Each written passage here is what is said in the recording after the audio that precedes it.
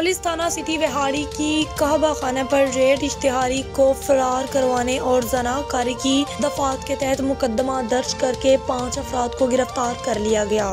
जराये के मुताबिक SHO थाना सिटी विहाड़ी फरूक रमजान और इनकी टीम ने 3 मरला स्कीम 9WB में इश्तिहारी मुजरम रईस की गिरफ्तारी के लिए कहबा खाना पर रेड किया, जिस पर मौजूद सैफुल्लाह ने शोर मचाकर इसे फरार करवा दिया। इस दौरान पुलिस ने रंगरलियां मनाते हुए 2 मर्द और 2 खवातीन को गिरफ्तार कर लिया। पुलिस थाना सिटी विहाड़ी ने 5 नामालूम मुल्जमान सैफुल्लाह, इरफान, अशरफ, आबिद, अब्दुल रशीद और कलसूम बीबी के खिलाफ इश्तिहारी मुल्जिम को फरार करवाने और जनाकारी करके इर्तिकाब जुर्म की दफात के तहत मुकदमा दर्ज करके कानूनी कार्रवाई का आगाज कर दिया।